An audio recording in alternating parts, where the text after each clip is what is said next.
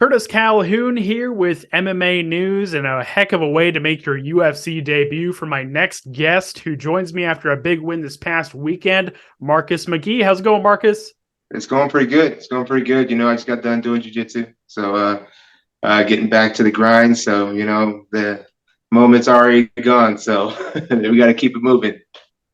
I want to ask about that. Like, are you usually a person that kind of just likes those quick turnarounds in the gym, or do you prefer not to take a couple days off in the gym after you fight, or kind of what's your post-fight routine usually?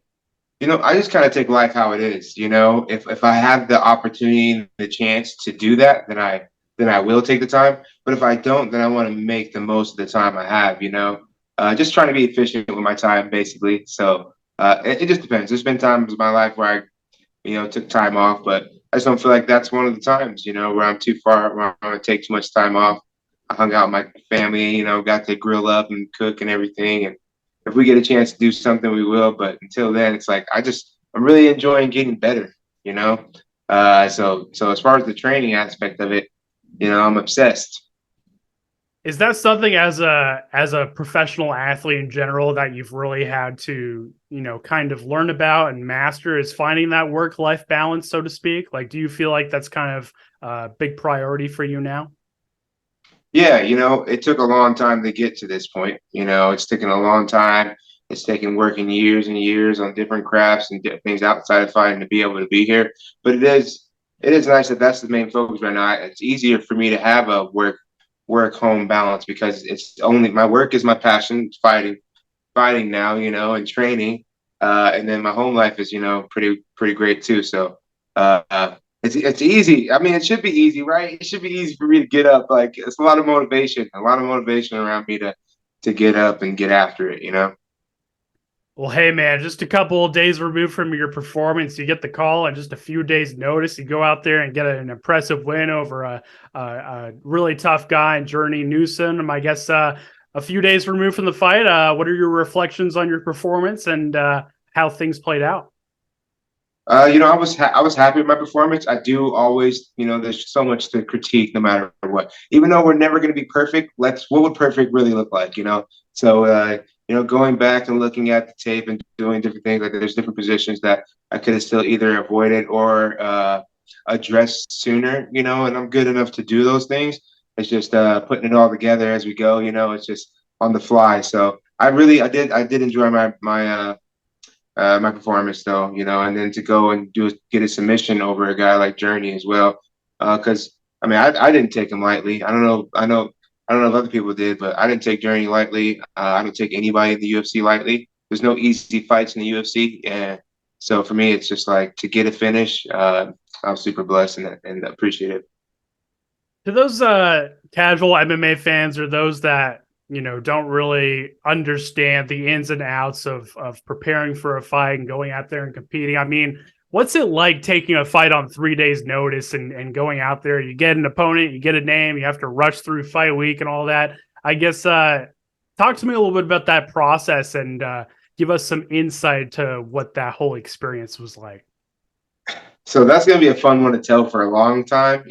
And honestly, I have taken multiple short notice fights, just because things worked out that way. I have taken a couple of multiple short notice fights, and they end up working well. But I would prefer to train and get ready for a fight. But it's a for the UFC, it was a lot more wild, right? Especially due to the fact that it was 3 days into the fight, but it was 2 days into the weight cut. So like it's like there's two fights there. I don't think the casual fan understands that either. Like there's two fights that we have to win. And usually there's other fights in the whole process, but I had to fight all those fights in that one day. So I mean, getting a short notice call, I had already fought earlier in the year and got my medicals done. But since they were done in 2022, so that I could have them ready for January 6th, which is when I fought, um, they didn't count. So I had to get everything redone. So basically, it was like hit the ground running, get my medicals all redone because here we are in Vegas. They require new things. Who knew that we were going to be taking this fight?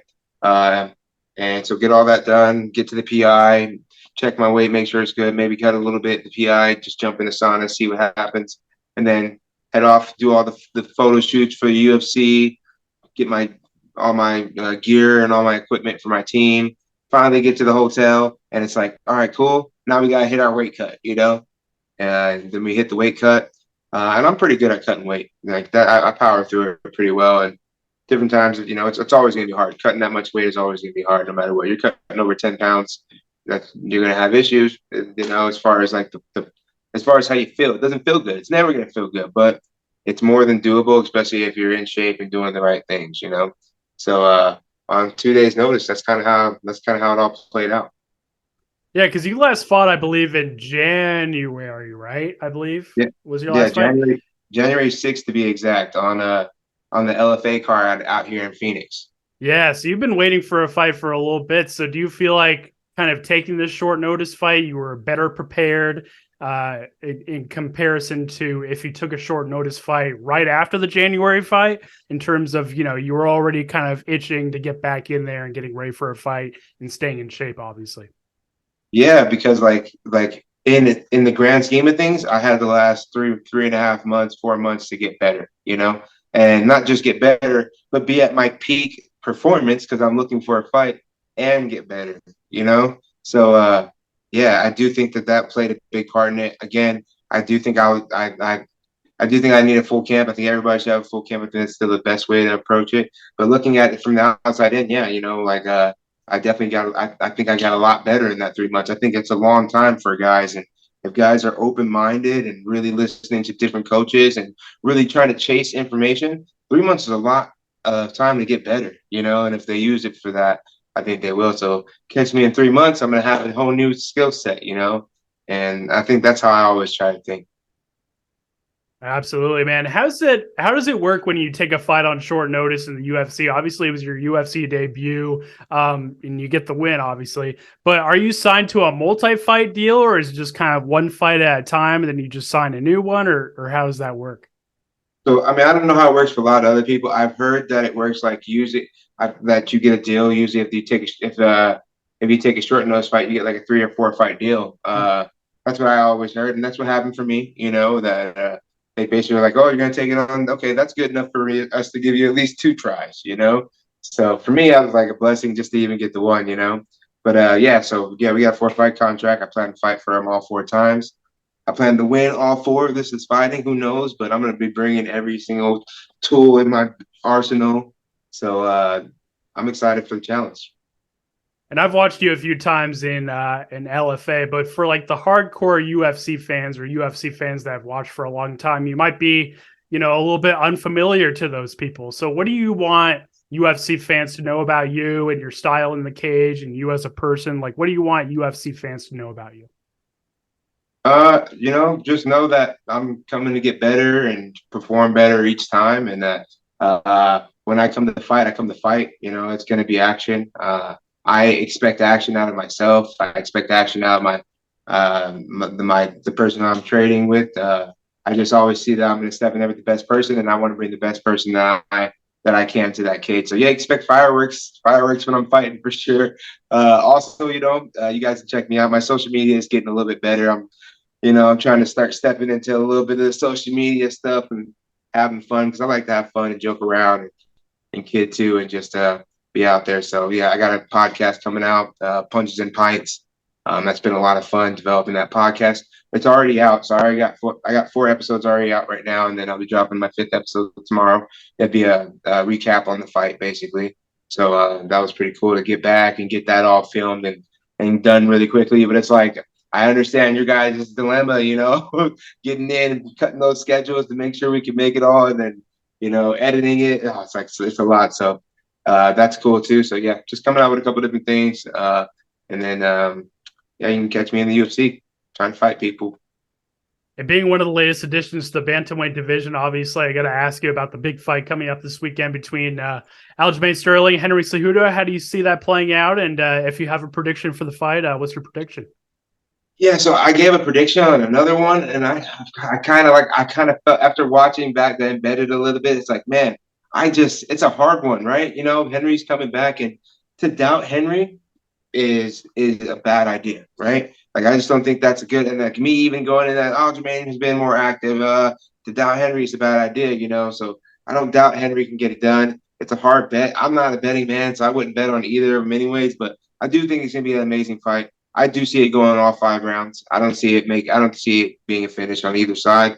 I think both men are extremely hungry for their legacy, and they both their skill sets are the best in the world. Like at the best at that level, it's another level. So I just want to see a great fight, I guess.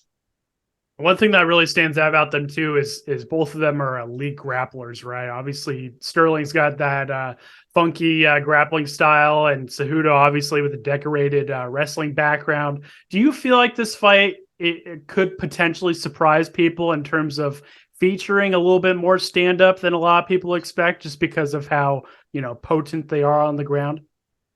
Yeah, I definitely think so. Because I mean, Sterling's also a BJJ black belt, and I know Henry. I know he's a decorated wrestler and he's controlled everybody on the ground, but like jujitsu works, and I do think that he's sneaky enough as well to surprise the world in that aspect as well. So I do think it's gonna be more of a stand-up fight. Even on Aljo's part, though, I don't think Aljo's gonna want to put that much energy out there to try to take him down, especially in the beginning. It's a lot of energy that he's gonna have to try to get to be able to get to Henry, to be able to take him down, to impose his wrestling. I see Henry I see him imposing his wrestling on Aljamain, and Aljamain defensively wrestling and being really good defensively, locking up the wizard, hard body lock, trick sides, inside trips, getting funky, like you said, and that's what I see happening.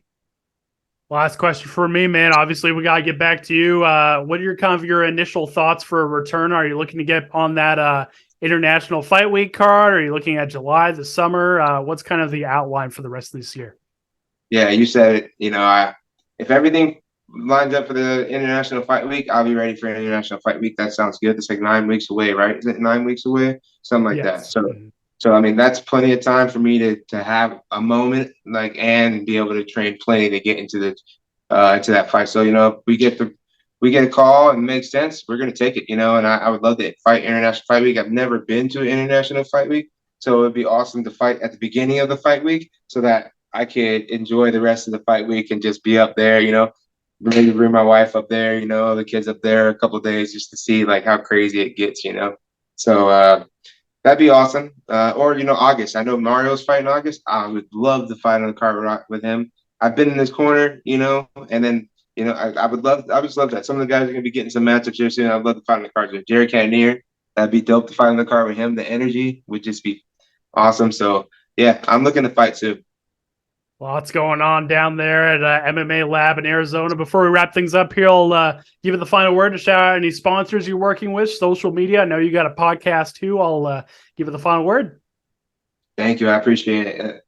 So yeah, obviously always shouting out the lab for sure. They've been there for me from day one. And then also shouting out my main sponsors, G4, Core Chiropractic,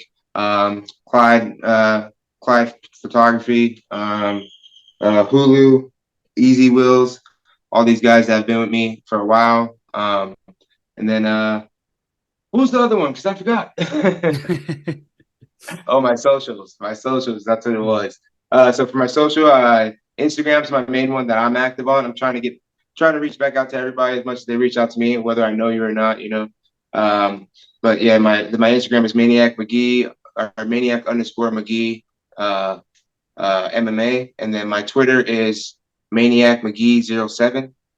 And then I also have my TikTok, but I haven't really mastered my TikTok yet. So I'm sure that if you guys are more tech savvy than me, you'll be able to find me on TikTok too. That's what's up, man. Well, Marcus, it was great to meet you. Great to chat with you, especially after that big win.